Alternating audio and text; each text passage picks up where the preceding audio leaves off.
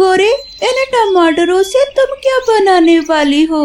तोते, हम सब मिलकर चिड़िया के घर में आलू के फ्राइज बना रहे हैं और चिड़िया इन टमाटरों से टमाटो केचप बना लेगी। गोरे, मेरा भी फ्राइज खाने का दिल कर रहा है, क्या मैं भी आ जाऊं? तोते, आ जाना तुम भी, लेकिन थोड़ा नमक लेकर आना। आज जंगल में धूप निकली हुई थी। ठंडी के मौसम में तेज धूप देखकर सारे छोटे पक्षी बहुत खुश थे। वो सब पहाड़ों के पास जाते हैं। जग्गू जग्गू देखो, ये पौधा किस चीज का है? मैंने पहले तो कभी ऐसा पौधा नहीं देखा। मैंने भी ये पौधा पहली बार देखा है। इस पौधे पर ना तो कोई फल है और ना ही कोई फूल। ये पौधा शायद जहरीला होगा। हमें इस पौधे के बारे में किसी बड़े से जानकारी लेनी होगी। थोड़ी दूर कुकू की मम्मा और जग्गू कौवे की मम्मा दाना ढूंढ रही थी। कुकू और जग्गू कौवा वहाँ जाते हैं। मम्मा मम्मा, हमने कुछ नया ढूंढा है, आप हमारे साथ आइए। मम्मा मम्मा, जल्दी आइए, वो पौधा हमें भोजन भी दे सकता है। रानो, चलो तो जरा देखते हैं बच्चों ने क्या नई चीज ढूंढ ली है। गोरे कौवे और रानो चिड़िया बच्चों के साथ जाती हैं। अरे, ये तो आलू का पौधा है। मैंने तो पहली बार अपने जंगल में आलू का पौधा देखा है। मम्मा, आलू से क्या करते हैं? आंटी, क्या आलू को खाते हैं? आंटी, क्या आलू आपने खाया है कभी? इसे उखाड़ कर तो देखें, इसके नीचे आलू है भी या नहीं। तो क्या आलू जमीन के नीचे होंगे? हाँ बेटा, आलू के पौधे के नीचे आलू इस पौधे की जड़ों में लगते हैं। फिर गोरी कौवे वो पौधा उखाड़ती है। उस पौधे के नीचे बड़े बड़े ढेर सारे आलू थे, जिसे देखकर बच्चे बहुत खुश होते हैं। गौरी, बच्चों ने तो बड़े काम की चीज ढूंढ ली है। हम आलू के फ्राइज बना सकते हैं और बच्चों को पकोड़े भी बना के दे सकते हैं। मैं खाऊंगा पकोड़े और मैं खाऊंगा फ्राइज। अच्छा ठीक है, अब ये आलू हम घर ले जाते हैं और घर जाकर देखते हैं कि इनसे क्या बनाएं। फिर वो सब आलू लेकर घर पहुंच जाते हैं। गौरी बहन, मेरे पास कढ़ाई तो है लेकिन घी नहीं है। अगर कहीं से घी मिल जाए तो बच्चों को फ्राइज बना देती मैं माँ के पास जाती हूँ, शायद मेरी माँ के पास घी हो। और बच्चों, आप जब तक पानी लो और घर के बाहर बैठकर ये आलू अच्छी तरह से साफ कर लो। ठीक है, हम करेंगे। गोरी कौवे घी लेने चली जाती है और बच्चे अपने काम में लग जाते हैं। गोरी कौवे अपनी माँ के पास जाती है। माँ, बच्चों ने कहीं से आलू का पौधा ढूंढ लिया है। उस पौधे के नीचे बड़े बड़े आलू थे। आलू, फिर तो बच्चों ने कमाल कर दिया। माँ, मुझे रानो चिड़िया ने घी लेने भेजा है। अगर कहीं से घी मिल जाता तो हमने सोचा था कि बच्चों को फ्राइज बना देते। गौरी बेटी, मेरे पास घी तो है लेकिन मेरा भी फ्राइज खाने को दिल कर रहा है। क्या तुम मुझे भी थोड़े फ्राइज दे जाओगी? हाँ माँ, क्यों नहीं, इतने सारे आलू हैं, मैं आपको भी फ्राइज दे जाऊंगी। फिर गौरी कौवे अपनी माँ से घी का डब्बा लेकर वापस जाती है। मैं ले आई घी, तो मैं ले आई हूँ। बच्चों ने आलू साफ कर दिए थे और मैंने काट भी लिए हैं। फिर चिड़िया कढ़ाई चूल्हे पर रखती है और घी डालकर गरम करती है। गौरी, मैं फ्राइज बनाती हूँ और आप कहीं से टमाटर ढूंढ कर ले आओ। चिड़िया, टमाटर से क्या करेंगे? टमाटर से केचप बनाएंगे। आलू के फ्राइज तो टमाटो केचप के साथ ही अच्छे लगते हैं। तोते के घर के पास बड़ा सा टमाटर का पौधा है, मैं अभी टमाटर लेकर आती हूँ। गोरी कौवे टमाटर लेने चली जाती है। मम्मा, फ्राइज कब तक बन जाएंगे? बस थोड़ी देर बेटा, आप थोड़ी देर जाके घर से बाहर खेल लो। बच्चे घर से बाहर जाकर खेलने लग जाते हैं। गोरे, इन टमाटरों से तुम क्या बनाने वाली हो? तोते, हम सब मिलकर चिड़िया के घर में आलू के फ्राइज बना रहे हैं और चिड़िया इन टमाटरों से टमाटो केचप बना लेगी। गौरी, मेरा भी फ्राइज खाने का दिल कर रहा है, क्या मैं भी आ जाऊं? तोते, आ जाना तुम भी, लेकिन थोड़ा नमक लेकर आना। मैं अभी नमक लेकर आता हूँ। इतनी भी जल्दी ना करना, अभी घंटा लग जाएगा। गौरी कौवी टमाटर लेकर चली जाती है। रानू चिड़िया ने फ्राइज बना लिए थे। फिर रानू चिड़िया टमाटरों को साफ करती है और उनके केचप तैयार करती है। बच्चे भी बाहर से खेलकर आ जाते हैं। मैं भी आ गया, मैं नमक लेकर आ गया। अच्छा हुआ तोते भैया, आप भी आ गए। हम सब मिलकर फ्राइज खाएंगे। रानो, मेरी माँ का भी दिल कर रहा था। उसी समय गौरी की माँ भी वहाँ आ जाती है। गौरी बेटी, अभी तक फ्राइज बने नहीं, मेरा भी दिल कर रहा था फ्राइज खाने को। गौरी की माँ को देखकर सब हंसने लग जाते हैं और फिर सारे पक्षी मिलकर टमाटर की चटनी के साथ मजे मजे से फ्राइज खाते हैं और मौसम को एंजॉय करते हैं। प्यारे दोस्तों, अगर आपको हमारी ये कहानी अच्छी लगी हो तो लाइक जरूर करें और सब्सक्राइब करके हमारी छोटी सी फैमिली का हिस्सा बनना ना भूलें। आपका धन्यवाद। मम्मा मम्मा, मुझे उस कवि ने चॉकलेट भी दी। गुड़िया बेटी, फिर आपने ऐसे ही किया। मैंने मना किया है आपको किसी अजनबी से चीज लेकर खाने से। लेकिन मम्मा, गौरी आंटी अजनबी तो नहीं है, इसलिए मैं उनके साथ जाने वाली थी। गौरी कवि ने चील चाची से वादा किया था कि वो उसे कोई छोटा बच्चा जरूर ला कर देगी।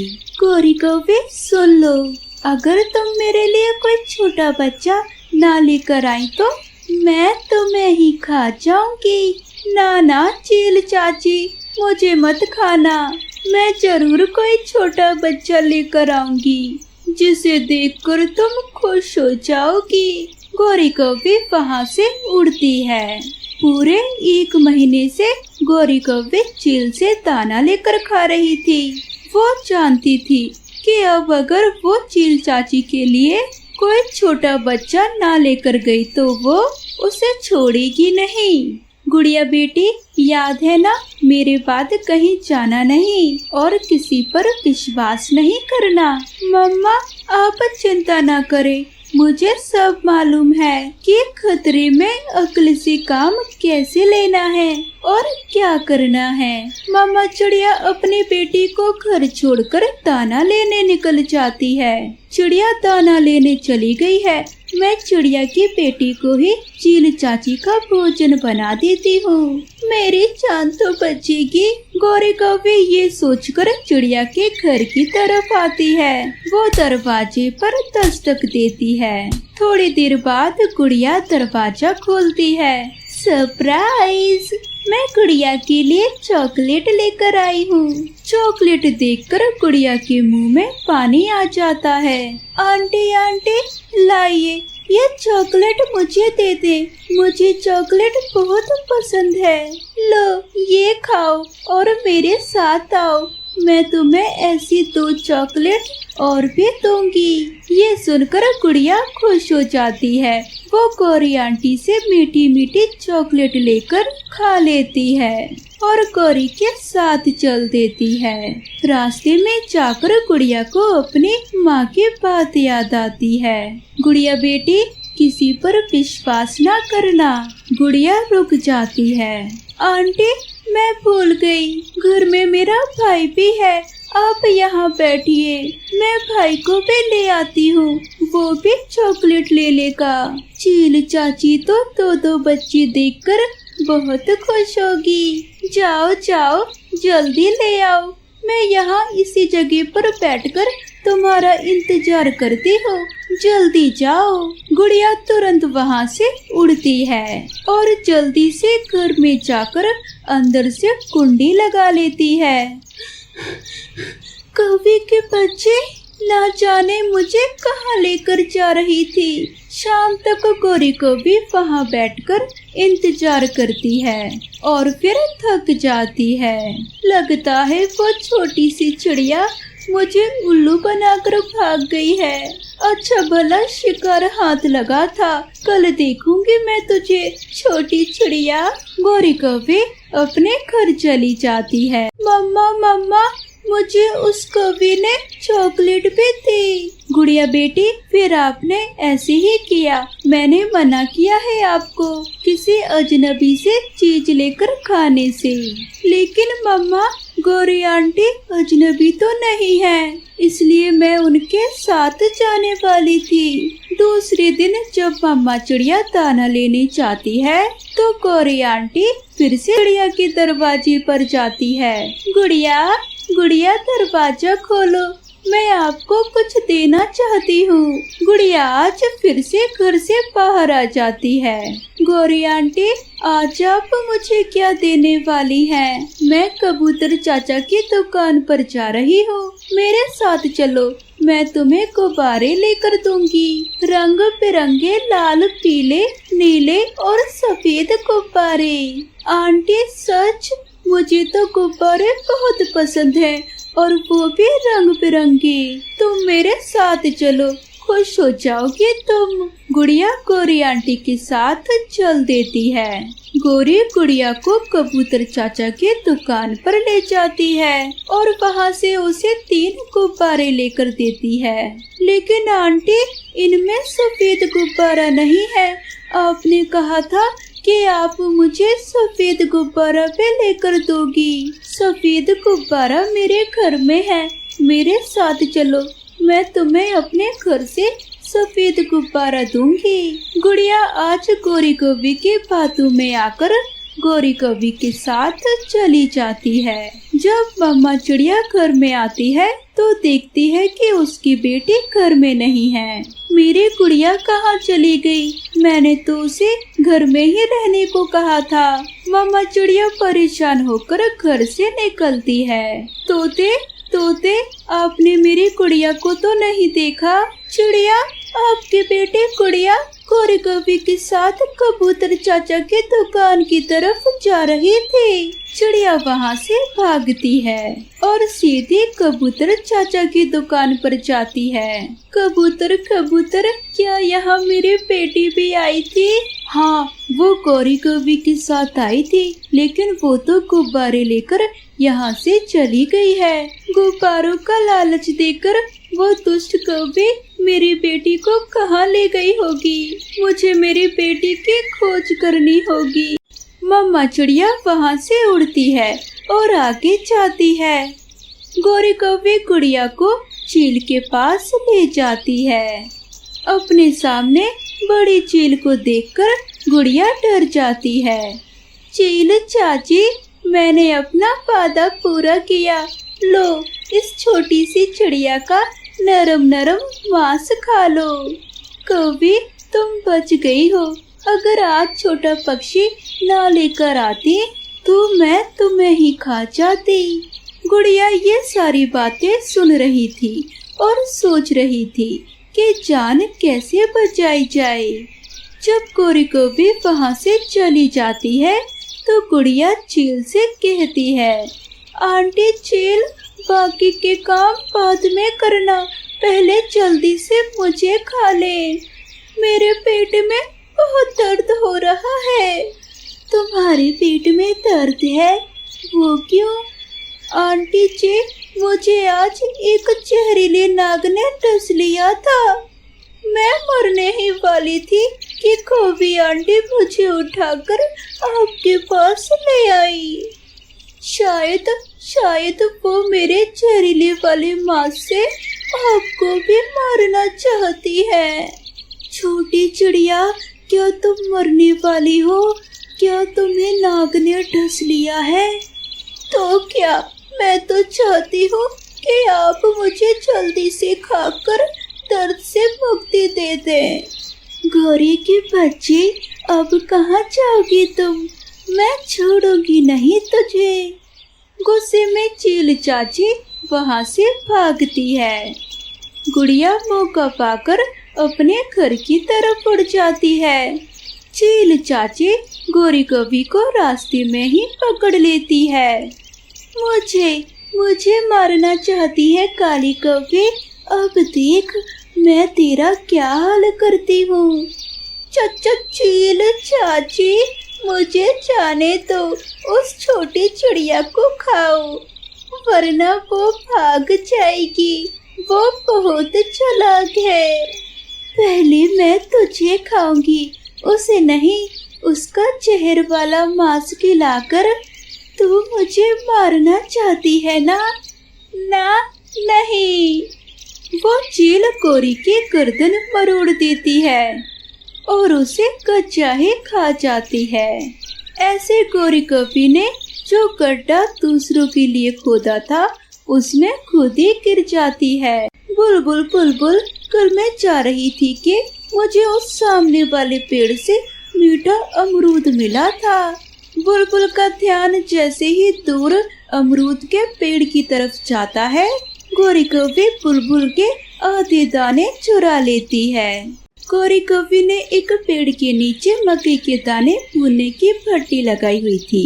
दूर दूर से पक्षी अपने मकई के दाने गोरी कौवे के पास लेकर आते और गोरी कौवे उनमें से आधे दाने चुरा लेती और आधे दाने भून देती थी। गुड़िया बेटी, मैंने मकई के दाने निकाल दिए हैं, आप जाइए और गौरी आंटी से दाने भुनवा लीजिए। मम्मा, मैं अपनी सहेली मीना को भी साथ ले जाऊं? हाँ हाँ, ले जाओ। गुड़िया दानों की टोकरी लेकर घर से उड़ती है और अपनी सहेली मीना के पास जाती है। मीना, आप मेरे साथ आ जाएंगे? मैं गौरी आंटी के भट्टी पर जा रही हूँ। जरूर, मुझे अच्छा लगेगा, चलिए। फिर मीना और गुड़िया दोनों दाने लेकर गौरी आंटी के पास चली जाती हैं। वहाँ कबूतर का बेटा किक्की भी अपने मकई के दाने लेकर आया हुआ था। मेरे दाने तो भुन गए, मैं तो जा रहा हूँ। गुड़िया, अब आपकी बारी है। आंटी, ये दाने बुनकर थोड़े रह गए हैं। नहीं नहीं किक्की बेटा, तुम्हें ऐसे ही लग रहा है, दाने पहले भी इतने ही थे। फिर गुड़िया की बारी आती है। गोरी गुड़िया की टोकरी उठाती है। गुड़िया गुड़िया, वो सामने देखो, चील बैठी है क्या? गुड़िया और मीना दूसरी तरफ देखने लग जाती हैं और गौरी आधे दाने अपनी टोकरी में डाल लेती है। नहीं नहीं आंटी गौरी, वो तो तोता है। बूढ़ी हो गई हूँ ना, अब तो पास की चीजें भी नहीं दिखाई देती। गौरी दाने भूनने लगती है। गुड़िया और मीना आपस में बातें करने लगती हैं। थोड़ी देर बाद गौरी गुड़िया को दाने भूनकर टोकरी में डाल देती है। ये तो बहुत थोड़े हैं, लेकिन हमारे दाने तो बहुत ज्यादा थे। गौरी आंटी, ये तो आधे से भी कम है, हमारी टोकरी तो यहाँ तक भरी हुई थी। जाओ जाओ, चली जाओ, मैंने कौन सा खा लिए हैं तुम्हारे दाने। गुड़िया और मीना अपनी टोकरी उठाकर चली जाती हैं। गुड़िया, अब मैं घर जाती हूँ, मुझे अपना होमवर्क भी लिखना है अभी। मीना अपने घर चली जाती है और गुड़िया अपने घर। गुड़िया बेटी, ये तो बहुत थोड़े दाने हैं, बाकी के दाने कहाँ हैं? मम्मा, यही तो मैं सोच रही हूँ, गौरी आंटी से भी कहा, लेकिन गौरी आंटी है कि मान ही नहीं रही। मैं जाती हूँ और पूछती हूँ उससे। मम्मा चिड़िया अपने घर से निकलती है। गौरी भी अपना सामान उठाकर घर जाने ही वाली थी। गौरी बहन, गुड़िया के दाने किसी ने निकाले हैं क्या? निकाले हैं क्या मतलब? मैं चोरनी हूँ, मैं यहाँ मेहनत करने आती हूँ। दाने भुन भुन कर मेरा रंग काला हो गया है और तुम मुझे चोरनी बोल रही हो। नहीं नहीं, मैंने तो पूछा था, शायद आपको पता हो। ऐसे ही कुछ दिन गुजर जाते हैं और फिर एक दिन बुलबुल अपने दाने लेकर गौरी कौवे के पास आती है। बुलबुल बुलबुल, कल मैं जा रही थी कि मुझे उस सामने वाले पेड़ से मीठा अमरूद मिला था। बुलबुल का ध्यान जैसे ही दूर अमरूद के पेड़ की तरफ जाता है, गोरी कौवे बुलबुल के आधे दाने चुरा लेती है। जब गोरी कौवे बाकी के दाने भुनकर बुलबुल के टोकरी में डालती है तो बुलबुल रोने लग जाती है। कौवे कौवे काली कौवे, मेरे दाने तो ज्यादा थे। मोटे बुलबुल चुप करके भाग जा यहाँ से, वरना मार मार कर टांगे तोड़ दूंगे तेरी। तू चोरनी है, मैं बताऊंगी, मैं सबको बताऊंगी। गोरी कौवे को गुस्सा आ जाता है और गोरी कौवे बुलबुल को मारने लगती है। कबूतर और चिड़िया आकर बुलबुल की जान बचाते हैं। अब दोबारा ऐसे कहना, चोरनी चोरनी तो चोरनी है। ऐसे कहते हुए बुलबुल वहाँ से भाग जाती है।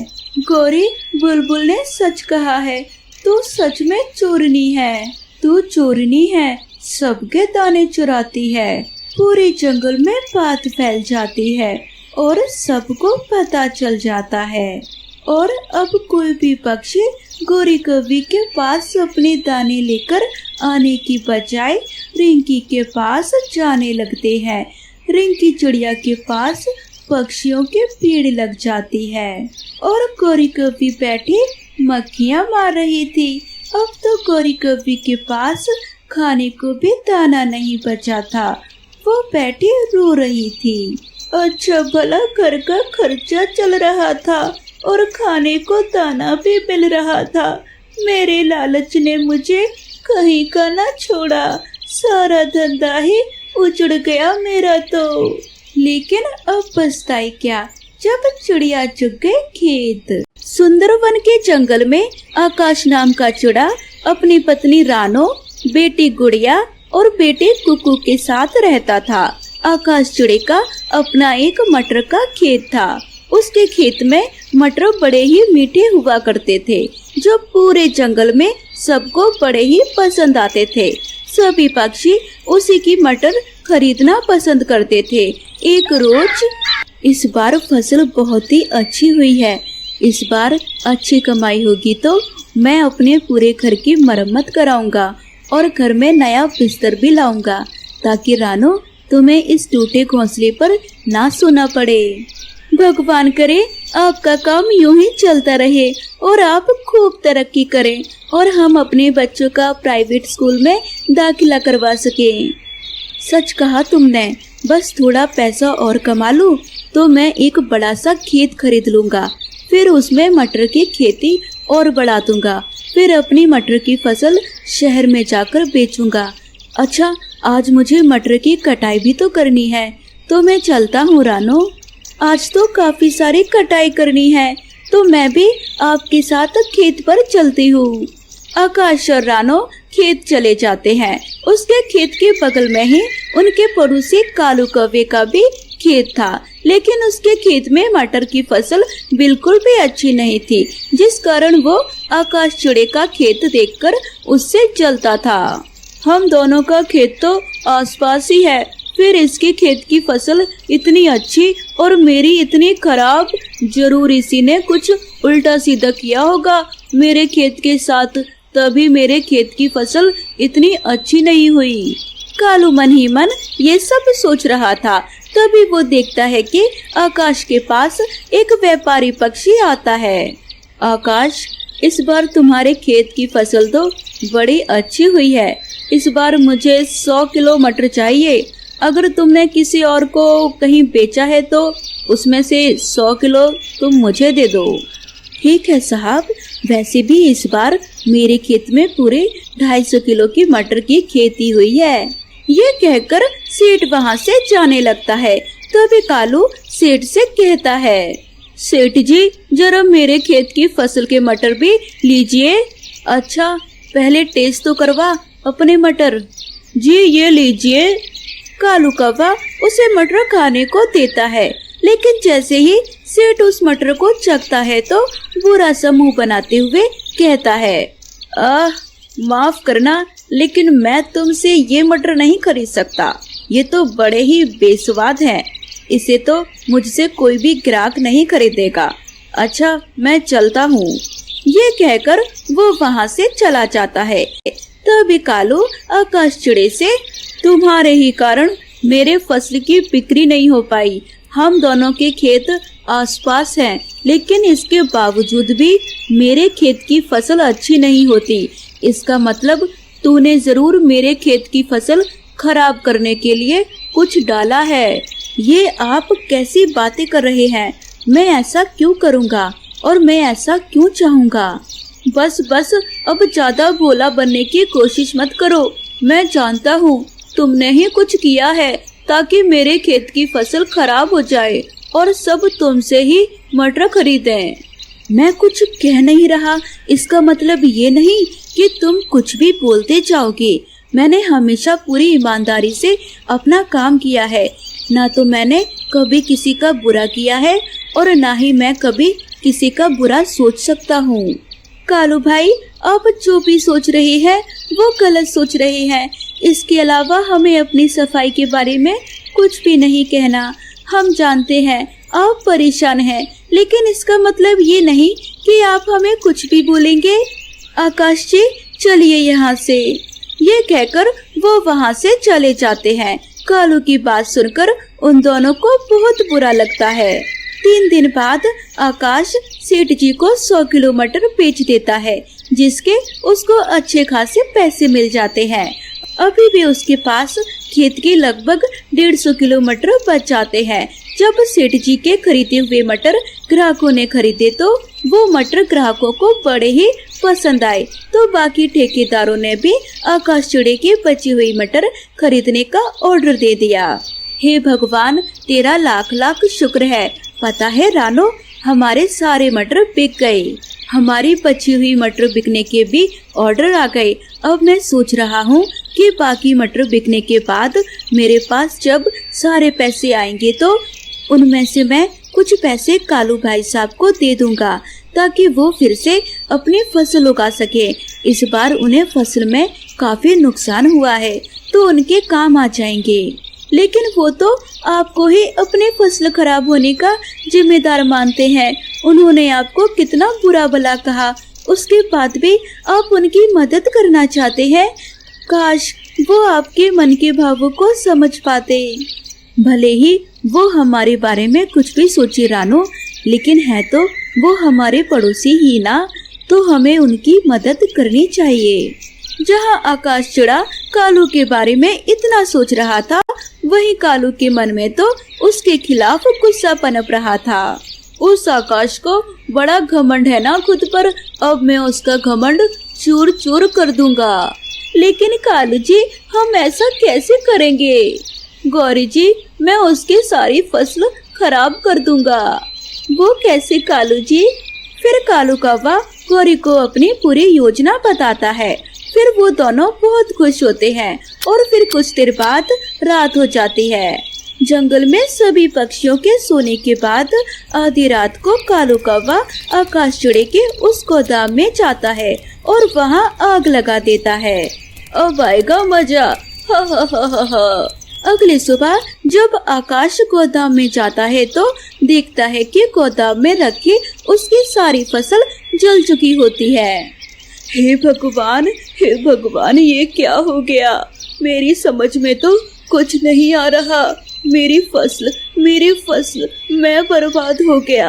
मेरी साल भर की मेहनत, मेरी पूंजी सब खराब हो गई। अब मैं क्या करूं? कुछ देर बाद आकाश अपने घर लौट आता है और अपनी पत्नी को सारी बात बताता है।